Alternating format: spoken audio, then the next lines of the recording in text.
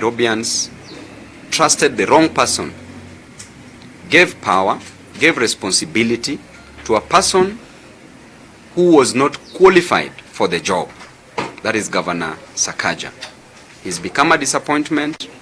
He's been singing of Nairobi working, and indeed the transfer of functions to the national government is a clear sign that the governor is a born incompetent. My office was neither involved nor consulted before this decision was taken.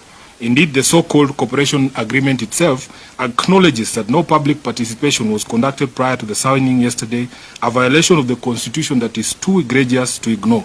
To then provide in the same agreement that it would be subjected to public participation after the fact is not only disrespectful to the people of Nairobi, but the clearest indication that it is anything but what we are being told it is. This is Havana Media, where power moves are examined without fear or favor.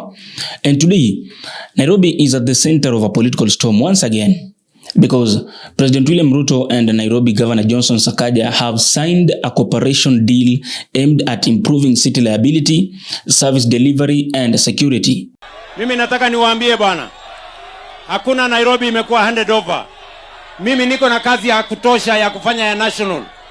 Ile tumefanya ni ushirikiano, tuweze kujenga city yetu. Itasimamiwa na county government, our MCA ndio watafanya hiyo kazi pamoja na gavana wao. Mimi kazi yangu ni kuwasaidia ndio tuhakikishe Nairobi inatembea. Nataka kuwauliza, kwa sababu mmeona tumekuja na tumeamua kushirikiana, tushirikiane na rais ama tuachane? Wangapi wamesema county na serikali kuu ishirikiane, tufanye kazi pamoja, tuongeze mabarabara, masoko, na Nairobi ipate chapa zaidi kuwafanyia nyinyi kazi? Sio ndio tunataka? Ama ni aje? We have come together between the national government and the county government in the interest of the people of Nairobi. Umoja ni nguvu, utengano ni udhaifu. Tuendelee ama tusiendelee? Tuendelee ama tusiendelee? Rais, tunakushukuru. Hakuna rais amewafika Lakisama hapa kwa mto. Hakuna rais amepatia vijana wetu 40,000 kazi. Na pia sisi tumeongeza wengine 4,000 kwa Green Army. Tunaambiaje rais wetu? Tunaambiaje rais wetu? But after signing that deal, not everyone is clapping, of course. Because a few minutes or a few hours later, Senator Edwin Sifuna and Embakasi East Member of Parliament Babu Owino are calling it something else. They say that this is a power grab. The cooperation agreement, according to official communication, it seeks to enhance collaboration between the national government and the Nairobi County on issues like infrastructure, issues like garbage management, security operations, and also urban renewal. Low cost of living as opposed to what we are experiencing currently. What did we see? Nairobians trusted the wrong person, gave power, gave responsibility to a person who was not qualified for the job. That is Governor Sakaja. He's become a disappointment. He's been singing of Nairobi working, and indeed the transfer of functions to the national government is a clear sign that the governor is a born incompetent governor, a governor who cannot deliver services to the citizens of Nairobi. So Nairobi is at a great loss, and we are mourning, deeply mourning, we are grieving the transfer of functions from the county government to the national government. But supporters argue that Nairobi is too important to fail. They say that the capital needs coordinated leadership between the City Hall and the State House. They say politics must step aside for service delivery. But Sifuna and Babu Owino on their side, they see danger. They argue that the deal undermines devolution. They claim that it shifts county powers back to the national government under the guise of cooperation. What do Sifuna and Babu Owino demand? From the onset, I wish to state, that my office was neither involved nor consulted before this decision was taken.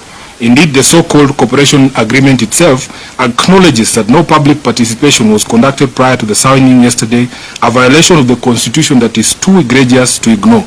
To then provide in the same agreement that it would be subjected to public participation after the fact is not only disrespectful to the people of Nairobi, but the clearest indication that it is anything but what we are being told it is. What's worse, the agreement is meant to take effect within 14 days, and one wonders whether any meaningful public participation can be had in such a short period. The agreement in clause 6.2 in fact states anticipates the outcome of the proposed public participation, limiting it to amendments and forgetting that the people in their righteous might have the option of rejecting the whole agreement in total during that public participation. Secondly, the steering committee established to oversee the agreement is very national government heavy. Of the 12 members of the committee, a whopping 2/3 are appointees of the national government. From its structure, the governor will play subservient to the prime cabinet secretary, making Sakaja effectively the new deputy governor of the county of Nairobi. This to me is not cooperation but a takeover. They say that Sakaja and President William Ruto should shelve the agreement. They should re-evaluate it. They should protect Nairobi's constitutional autonomy. But this is where things get deeper. Under Kenya's constitution, counties are meant to operate independently with their mandate. Any perceived encroachment by the national government quickly raises alarm bells. And Nairobi is not just any county. This is the capital. This is the capital city of Kenya. It is politically symbolic. It is economically critical. So, when the president signs a cooperation deal with the governor, the optics must matter. But is this strategic partnership or just centralization of power? I've said the agreement takes force in within 14 days from yesterday. That tells you that we have under 13 days to be able to complete that public participation. I've also pointed out to you that if you read at the agreement at clause 6.2, they are saying any amendments that will arise from the public participation will be included. They are not anticipating a scenario where the people of Nairobi say we are rejecting the entire thing. You know, so. And there are other clauses in the document itself that say the parties can enter into supplemental, agreements without the participation of the people. So we are saying shelve this thing, go through a proper process. There are legal mechanisms for you to channel money. If the need of Nairobi, for instance, has been identified as unique, the way the counties receive money for unique purposes like building of headquarters and building of county aggregation parks, we can be given a conditional grant to do our street lighting in Nairobi and retain fidelity to the constitution. Because Sifuna and Babu argue that today it's cooperation and tomorrow it could be control. But now, supporters of the deal respond that Nairobi's challenge require national muscle, that insecurity, infrastructure decay, and service breakdown cannot be solved by political ego. So now, the battle lines are drawn.